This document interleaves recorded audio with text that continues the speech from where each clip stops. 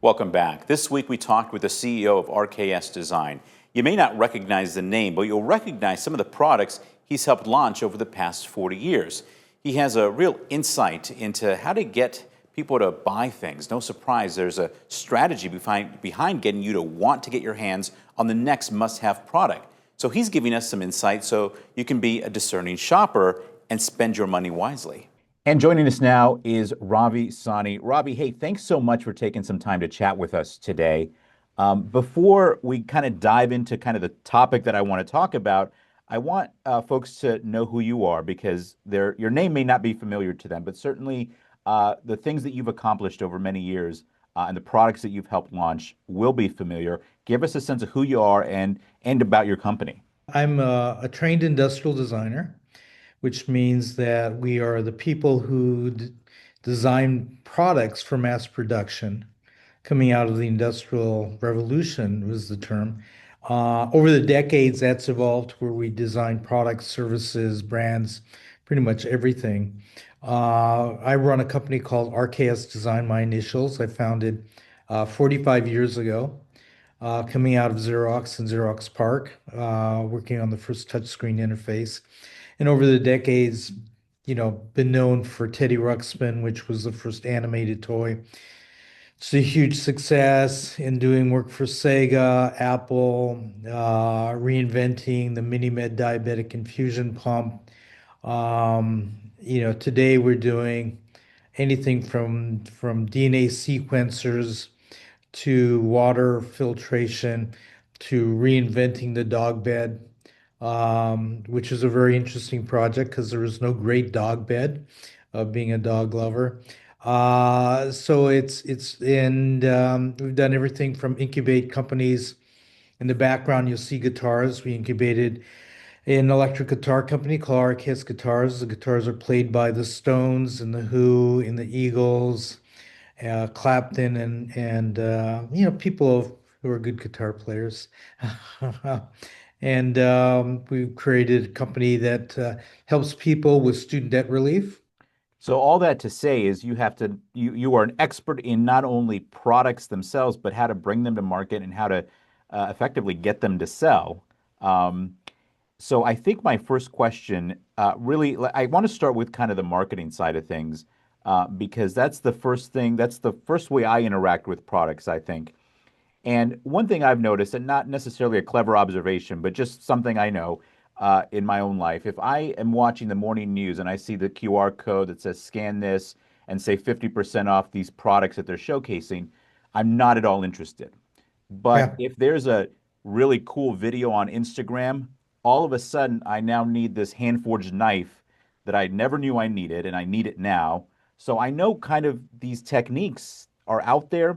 I know what works on me, what doesn't. Um, Give me a sense of kind of that framework a little bit.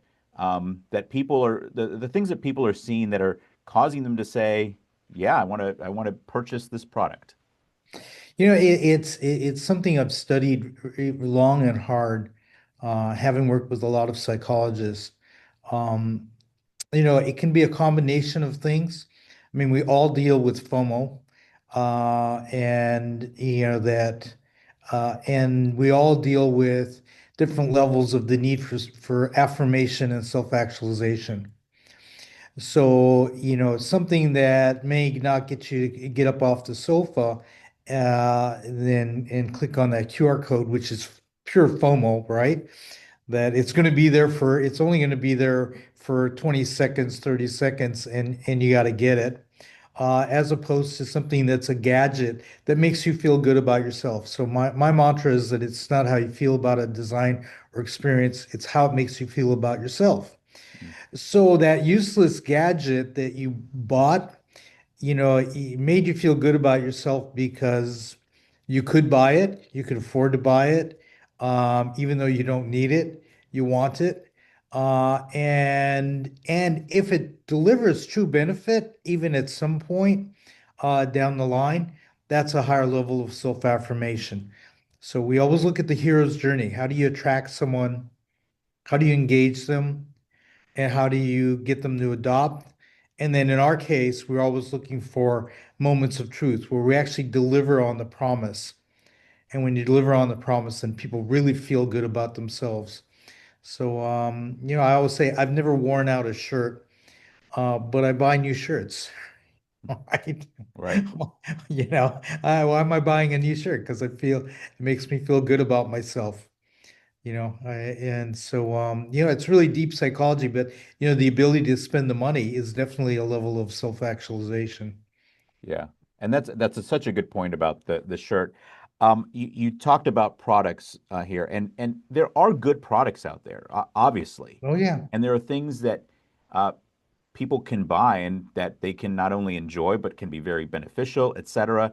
So how does a shopper, whether it's in the holiday period or not, be a discerning shopper and see a deal or something advertised to them and say, okay, is this good and is this worth my money? The key is the key is to look past the pitch. I mean, we can be pitched anything.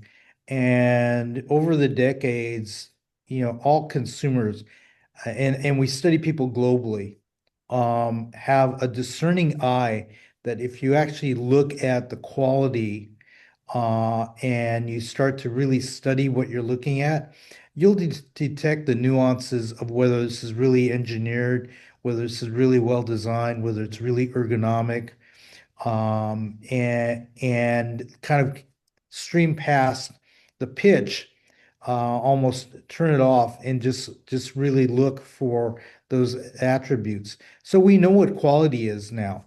It might have been in the 1960s and 1970s, we didn't, but today people know what quality is, they recognize what quality is.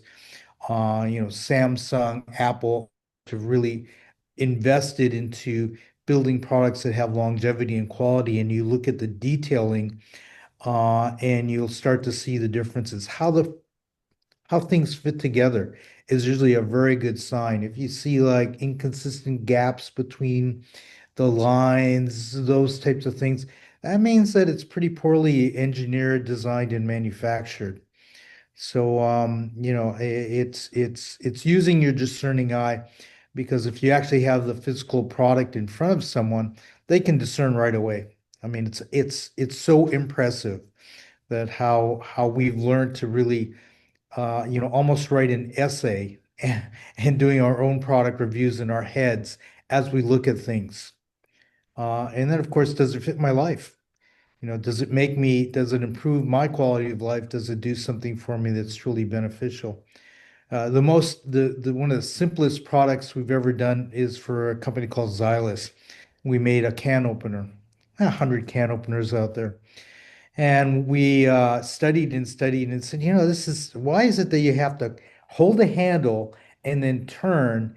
And if you get distracted and you lift up on your hands, now you made a void.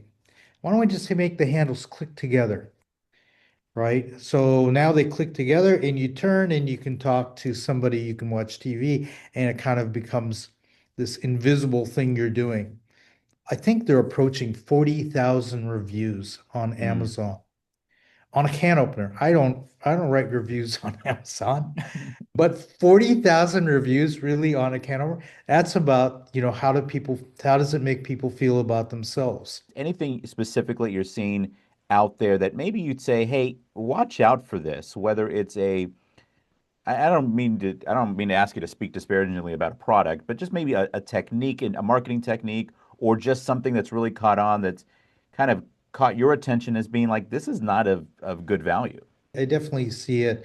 It's usually tied to the FOMO, that fear of missing out, that it's, while limited quantities, are here, that's a sign. If you're making a good product, you would not want to limit the quantity, would you? So and you see a lot in kitchen products. Those are the things to look out for, are, these gadgets that aren't really going to make your life easier. I mean, there's a ton of things out there that you can discern and find. especially if you know how to look for quality. I would always say buy high quality at a higher price rather than buy something that you're going to end up replacing after a year. Why not buy something that's twice the price that lasts 5 years? So it's those kind of things you definitely have to look out. Is that they get us at that emotional moment of weakness, and there's only 500 left, and there's only 300 left. Yeah, got to It's get like it. They'll I never gotta, do this again. I gotta get in there. Yeah. Well, very good. So much good information, so much good insight. I appreciate very much you taking the time and sharing your almost half century of experience in this business with us today. Robbie, thanks so much.